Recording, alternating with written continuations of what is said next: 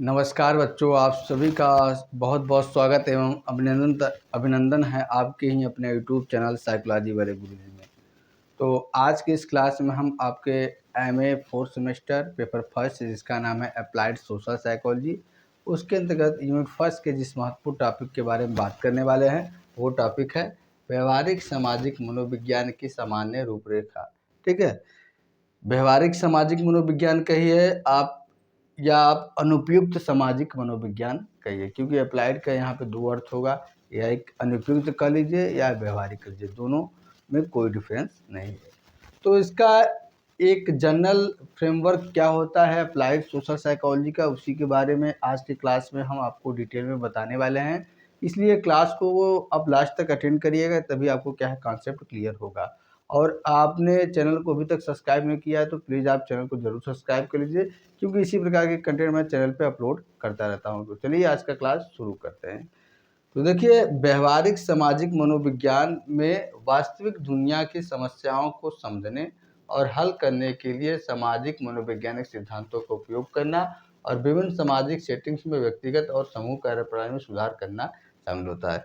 यानी कि applied social psychology में बेसिकली क्या होता है इसी के बारे में बताया जा रहा है कि अप्लाइड सोशल साइकोलॉजी में वास्तविक दुनिया यानी कि real world, not a reel word, understand, real word, वास्तविक दुनिया की जो समस्याएं हैं उसको समझना और उसको हल करने के लिए जो सामाजिक और मनोवैज्ञानिक सिद्धांत बनाए गए हैं उनका उपयोग करना, और साथ ही साथ विभिन्न सामाजिक सेटिंग्स में यानी कि विभिन्न सामाजिक परिस्थितियों में व्यक्तिगत और समूह कार्यप्रणाली में सुधार करना। यानी कि व्यक्तिगत यानी कि पर्सनल व्यक्ति कैसे कार्य करता है, और समूह का जो एक साथ कार्य करने का सिस्टम है वो सभी क्या है शामिल कहाँ होता है इसमें, व्यवहारिक सामाजिक मनोविज्ञान यानी कि अप्लाइड सोशल साइकोलॉजी।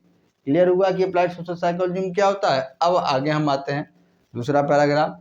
व्यवहारिक सामाजिक मनोविज्ञान की सामान्य रूपरेखा को मोटे तौर पर कई प्रमुख चरणों में रेखांकित किया जा सकता है। यानी कि जो अप्लाइड सोशल साइकोलॉजी है उसका जो जनरल फ्रेमवर्क है यानी कि सामान्य रूपरेखा है, उसको हम कुछ चरणों में विभक्त कर सकते हैं, रेखांकित कर सकते हैं, जो क्या होता है सामाजिक मुद्दों को समझने और संबोधित करने के लिए एक व्यवस्थित दृष्टिकोण को दर्शाता है।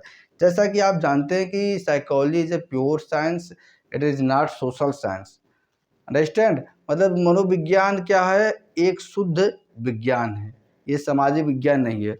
तो विज्ञान में जो भी नियम होते हैं किसी भी चीज़ का अध्ययन करने के लिए, वही नियम और कानून क्या है मनोविज्ञान में भी फॉलो किया जाता है। तो यही कह रहा है कि एक व्यवस्थित दृष्टिकोण अपनाकर क्या होता है कि अप्लाइड सोशल साइकोलॉजी में कुछ चरण दिए हुए हैं, उनका हम प्रयोग करके किसी समस्या का समाधान करते हैं या उसे हम हल करते हैं या समझते हैं। ठीक है, आइए एक एक करके हम स्टेप जानते हैं। सबसे पहले क्या होता है जो अप्लाइड सोशल साइकोलॉजिस्ट द्वारा यूज किया जाता है किसी भी प्रॉब्लम को सॉल्व करने के लिए, उसमें पहला होता है प्रॉब्लम आइडेंटिफिकेशन यानी कि समस्या की पहचान। ठीक है, पीजी वाले बच्चे ध्यान देंगे कि अब जब से नई शिक्षा नीति लागू हुआ है, आपका सिलेबस चेंज हुआ है, तो आपके सिलेबस में क्या है डिजिटेशन भी ऐड कर दिया गया है। आपको फोर्थ सेमेस्टर में क्या है डिजिटेशन भी दिखाना होगा, तो उसके पॉइंट ऑफ व्यू से भी ये क्या है फ्रेमवर्क आपके लिए इम्पोर्टेंस रहेगा। सबसे पहले क्या करेंगे हम, देखिए कोई समस्या होगा तब ना उसका हम समाधान करेंगे। तो सबसे पहले क्या करता है एक रिसर्चर या एक अप्लाइड सोशल साइकोलॉजिस्ट, वो सामाजिक मुद्दे से इससे जुड़ी कोई समस्या का पहचान करता है और उसे परिभाषित करता है।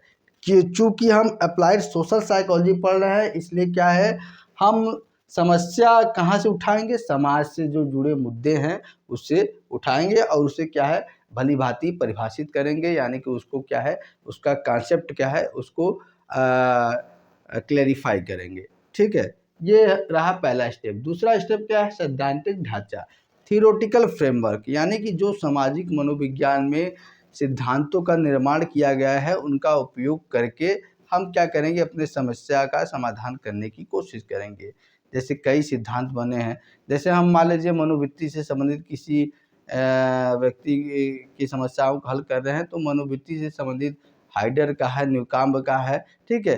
तो इन सभी का यूज़ करते हुए क्या करेंगे हम अपनी समस्याओं का समाधान करेंगे। फिर उसके बाद आता है रिसर्च एंड असेसमेंट, ठीक है। रिसर्च एंड असेसमेंट कर लीजिए, यही चलेगा। उसके बाद हम क्या करेंगे, अब समस्या मिल गया, फिर अब हम क्या करेंगे, जो सामाजिक सिद्धांत बनाए गए हैं समाज मनोविज्ञान, उनका उपयोग करके इसको समझने की कोशिश करेंगे। अब तीसरे में हम रिसर्च, कौन सा रिसर्च मेथड अपनाएंगे, तो अनुभवजन्य जो अनुसंधान विधि होती है उसके अंतर्गत कई टेक्निक होते हैं। सर्वे विधि होता है और एक्सपेरिमेंट होता है, इंटरव्यूज होता है। इनका उपयोग करके क्या करेंगे हम अपनी समस्याओं का मूल्यांकन करने की कोशिश करेंगे। समस्याओं के बारे में और भी क्या है जानने की कोशिश करेंगे। इसका मतलब ये है कि समस्याओं की जड़ तक पहुंचने की कोशिश करेंगे। इसमें हम रिसर्च करेंगे। ये काम कौन सा है, रिसर्च करने का काम है, यानी कि डाटा कलेक्ट करने का काम है। रिसर्च मेथड कौन सा लगेगा और कैसे मूल्यांकन किया जाएगा, ये हम देखेंगे इस स्टेप में। चौथे में हस्तक्षेप विकास। हस्तक्षेप विकास क्या होता है कि हम अपनी समस्या को सॉल्व करने के लिए या जो समस्या है उसको दूर करने के लिए किन किन रणनीतियों का प्रयोग करेंगे, उससे संबंधित रणनीतियों को क्या है विकसित करना है। विकसित करना ही इस स्टेप का ये महत्वपूर्ण वो क्या है महत्वपूर्ण केंद्र बिंदु है। यानी कि जो भी समस्या आए उस समस्याओं को क्या है दूर करने के लिए किन किन रणनीतियों का प्रयोग किया जाएगा, उन रणनीतियों का विकास करता है इसमें अप्लाइड सोशल साइकोलॉजिस्ट या रिसर्चर। पांचवा आता है कि क्रियान्वयन। ऊपर 4 स्टेप में जो भी वो योजना बनाया है, जो भी चीज़ें उन्होंने उसको डिजाइन किया है, अब उसका इम्प्लीमेंटेशन करने का टाइम आ गया। यानी कि क्रियान्वयन धरातल पर वास्तविक दुनिया की सेटिंग्स के आधार पे वास्तविक परिस्थिति में उसको क्या है हम क्या है अप्लाई करेंगे धरातल पे, ठीक है। जैसे पहले कोई बिल्डिंग बनाते हैं तो पहले कागज़ पे उसका नक्शा बनाते हैं, नक्शा बनाने के बाद क्या करते हैं हम उसको धरातल पे उसी जैसे मकान बनाते हैं। ठीक उसी प्रकार से ऊपर 4 स्टेप में जो हमने बनाया योजना, जो भी बनाया, इसमें क्या है इम्प्लीमेंटेशन करेंगे, यानी कि क्रियान्वयन उसका करेंगे। अब छठवां में क्या है मूल्यांकन करेंगे। मूल्यांकन इस बात का करेंगे कि जो हमने रणनीतियाँ बनाई थी अपनी समस्याओं को दूर करने के लिए, तो वो कहाँ कितने हद तक क्या है वो रणनीतियाँ हमारे लक्ष्य को पाने के लिए सही है, ठीक है। कितनी हद तक वो समस्याओं को हमारे दूर कर सकती है, तो इस बात का भी हम मूल्यांकन करेंगे। अब मूल्यांकन करने के बाद सातवें में हम कर देंगे प्रतिक्रिया और प्रशोधन, फीडबैक एंड फाइंडिंग।